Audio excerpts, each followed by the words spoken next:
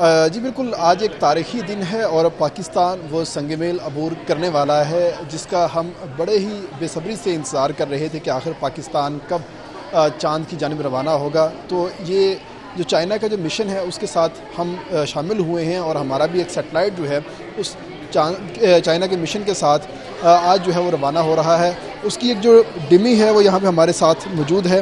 آپ کو دکھا سکتے ہیں کہ یہ ایک سیٹلائٹ جو بنایا گیا ہے یہ جب یہاں سے روانہ ہوگا چائنا سے تو اس کے بعد جب یہ 5 دن بعد چاند کے مدار میں پہنچے گا تو اس کو وہاں سے ریلیز کر دیا جائے گا.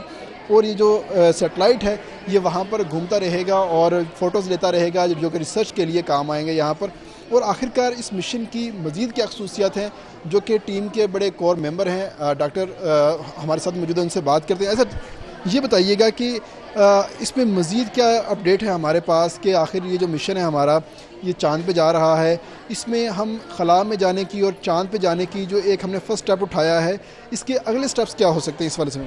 جی بہت شکریہ. سب سے پہلے تو میں مبارکباد دیتا ہوں اور یہ بڑی ہسٹورک موومنٹ ہے تو امید ہے کہ سب کا جو ہے وہ ایک ایکسائٹمنٹ کا لیول ہوگا. اور جہاں تک خلا میں جانے کی بات ہے تو پاکستان کی اسپیس ایجنسی اسپارکو ماشاءاللہ اس کی بہت سی سیٹلائٹس ہیں اور وہ اسپیس میں لانچ ہوتی رہی ہیں اوبیسلی. اور اس کے علاوہ IST کی بھی ایک سیٹلائٹ اس سے پہلے اسٹوڈنٹ سیٹلائٹ iCube-1 2013 میں لانچ ہوئی تھی. اس میں خاص بات یہ ہے کہ اسپیس میں سیٹلائٹ بھیجنا اور ڈیپ اسپیس میں بھیجنا یہ ایک بہت ہی ڈیفیکلٹ کام ہے ڈیپ اسپیس میں بھیجنا، کہ ہم کوئی ایسی چیز بنائیں جیسے کہ iCube-Q جو ڈیپ اسپیس کی جو ہارش انوائرمنٹ ہے اس کو سسٹین کر سکے. تو بیسیکلی اس سے ہمیں جو ٹیکنالوجیکل اچیومنٹس انشاءاللہ حاصل ہوں گی اور ڈیٹا اور باقی سب چیزیں حاصل ہوں گی تو فیوچر میں پاکستان کے جو ڈیپ اسپیس کے مشن ہیں اس میں بہت ہیلپ فل ہوگا. اینڈ آئی بلیو کہ یہ صرف ایک اسٹیپ یہاں پر ختم نہیں ہو جائے گا. انشاءاللہ یہ پاکستان کی سوشو اکنامک ڈیولپمنٹ اور ہر طرح سی چیزوں میں یہ کنٹریبیوٹ کرے گا یہ والی ساری چیز. سر یہ بتائیے گا کہ یہ جب خلا میں ہم اس کو ریلیز کریں گے اور وہاں پہ یہ آربٹ میں گھومتا رہے گا تو اس کی وہاں پہ لائف کتنی ہوگی کہ اس کو ہم واپس بلا سکیں گے یا وہیں پر رہے گا یہ؟ جی ایسا ہے کہ جب یہ چانگی 6 کے ساتھ جائے گا تو یہ چانگی 6 کے لینڈ ہونے سے پہلے iCube-Q سیپریٹ ہو جائے گا اور مون کو آربٹ کرے گا اور یہ تقریباً 6 مہینے تک ہماری اس کی فنکشنل لائف ہے کہ انشاءاللہ یہ فنکشنل رہے گا. تو اس کے علاوہ امید ہمیں یہی ہے کہ یہ 6 مہینے سے زیادہ بھی فنکشنل رہ سکتا ہے، لیکن ہر چیز جب ڈیزائن کی جاتی ہے تو اس کی ایک فنکشنل لائف ٹائم ہوتی ہے تو وہ 6 مہینے تک ہے انشاءاللہ. اس کی تیاری میں ہمیں 2 سال کا عرصہ لگا کیونکہ جب یہ پرپوزل ہم نے ون کیا ایپسکو سے جس میں ہمیں یہ فری لانچ ملا سو اس کے بعد 2 سال کا عرصہ تھا. تو تقریباً اب سے 7-8 مہینے پہلے تک یہ تیار ہو چکا ہوا تھا. پچھلے 7 مہینے میں ریگرس ٹیسٹنگ ہوتی رہی ہے مختلف سب سسٹمز کی بھی اور سیٹلائٹ کو پورا انٹیگریٹ کرنے کے بعد بھی، کیونکہ سیٹلائٹ کو کسی لانچ وہیکل میں انٹیگریٹ کرنے سے پہلے اس کی مکمل ٹیسٹنگ ہوتی ہے. سو ہمارے تھورو ٹیسٹنگ کے بعد لانچر نے ایکسیپٹ کیا کہ یہ سیٹلائٹ اس قابل ہے کہ اس کو لانچ وہیکل میں انٹیگریٹ کیا جا سکے. الحمدللہ یہ ہمارے لیے بڑے فخر کی بات ہے کہ ہم ایک ایسی یونیورسٹی میں ہیں جس نے پورے پاکستان میں سے ایک یہ انیشیٹو لیا ہے. اور ہمارے لیے اس سے زیادہ فخر کی بات یہ ہے کہ ہمارے ہی ڈپارٹمنٹ میں الیکٹریکل انجینئرنگ ڈپارٹمنٹ کے جو پروفیسرز ہیں HOD ہیں اور اس کے علاوہ جو اور ریسرچرز ہیں. ریسرچرز ہیں. اچھا بھائی آپ بتائیے گا آپ کیا کہنا چاہتے ہیں، آپ کا کیا کنٹریبیوشن تھا نعرے لگانے کے علاوہ؟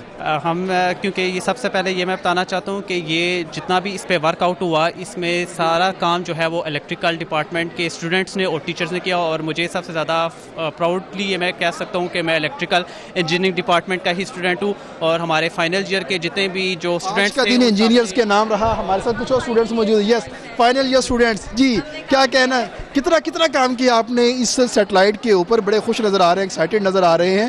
آخر یہ جو ایکسائٹمنٹ ہے آپ کی سنبھالی نہیں جا رہی تو کیسے ہوا یہ سارا کچھ؟ اچھا بیسیکلی ہمارے ٹیچرز نے ہی اس پہ کام کیا ہوا ہے. ہمیں سر ریحان نے پڑھایا ہوا ہے، آپ نے انٹرویوز بھی لیا ہوں گے انہوں نے ہمیں پڑھایا تھا اسپیس کرافٹ انجینئرنگ کا کورس. تو اس میں ہم نے ڈفرینٹ پروٹوٹائپس ڈیزائن کیے تھے.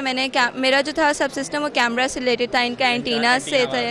تو کیونکہ ایک سیٹلائٹ اور اس کے کافی سب سسٹمز ہوتے ہیں نا تو اس پہ یہ بتائیں اب ہمارا سیٹلائٹ چلا گیا اب ہم عید کا چاند آسانی سے دیکھ سکیں گے؟